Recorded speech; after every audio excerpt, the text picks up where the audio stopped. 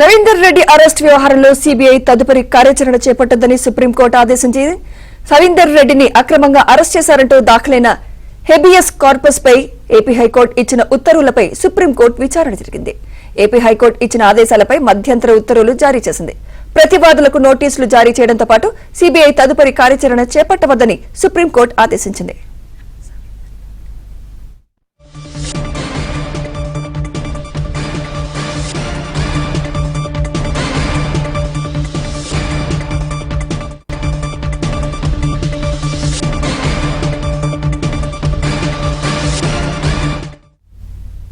Narender Reddy arrest వ్యవహారంలో CBI తదుపరి కార్యాచరణ చేపట్టొద్దని సుప్రీంకోర్టు ఆదేశించింది. నరేందర్ రెడ్డిని అక్రమంగా అరెస్టు చేశారంటూ దాఖలైన హెబియస్ కార్పస్ పై ఏపీ హైకోర్టు ఇచ్చిన ఉత్తర్వులపై సుప్రీంకోర్టు విచారణ జరిగింది. ఏపీ హైకోర్టు ఇచ్చిన ఆదేశాలపై మధ్యంతర ఉత్తర్వులు జారీ చేసింది. ప్రతివాదులకు నోటీసులు జారీ చేయడంతో పాటు సీబీఐ తదుపరి కార్యాచరణ చేపట్టవద్దని సుప్రీంకోర్టు ఆదేశించింది. ఇదే అంశంపై మరింత సమాచారం ఢిల్లీ బ్యూరో చీఫ్ కృష్ణ అందిస్తారు. Krishna. Sumitra, YCP social media activist Narender Reddy arrest వ్యవహారంపై ఏపీ హైకోర్టు గతంలో ఒక కీలక ఆదేశాలను జారీ చేసింది. నరేందర్ రెడ్డి అరెస్ట్ వ్యవహారంపై విచారణ జరిపించాలంటూ సిబిఐకి ఆదేశాలను జారీ చేసింది.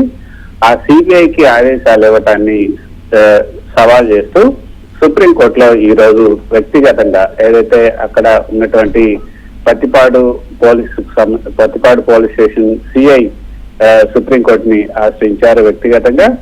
ఆ దానిపైన ఈ రోజు justice MM Sundaresh, justice Satish Chandra Sharma నేతృత్వంలోని ధర్మాసనం విచారణ జరిపింది. నిజానికి సామాజిక మాధ్యమాలు పోస్ట్ పెట్టినందుకు అక్రమంగా అరెస్ట్ చేశారు అని మొదట నరేందర్ రెడ్డి భార్య లక్ష్మీ ప్రసన్న హైకోర్టులో పిటిషన్ దాఖలు చేసింది. అయితే సామాజిక మాధ్యమాల్లో పోస్టులు పెట్టినందుకు కాదు, అతని పైన గంజాయి కేసు ఉంది, గంజాయి కేసులో అరెస్ట్ అయ్యాడు కాబట్టి గంజాయి కేసులోనే అరెస్ట్ చేశామంటూ రాష్ట్ర ప్రభుత్వం తరఫున వాదనలు వినిపించారు.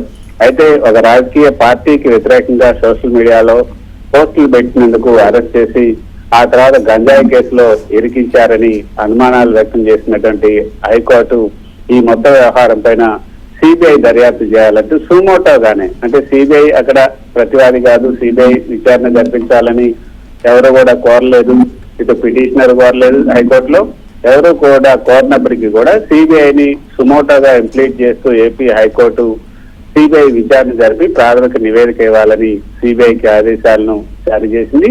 ఆ సిబిఐ విచారణ జరపాలన్న ఆదేశాలని పత్తిపాడు పోలీస్ స్టేషన్ సిఐ ఈ సుప్రీంకోర్టులో సవాల్ చేశారు. దానిపైన విచారణ జరిపినటువంటి ఈ రోజు విచారణ జరిపినటువంటి ధర్మాసనం సిబిఐ విచారణను నిలిపివేసింది.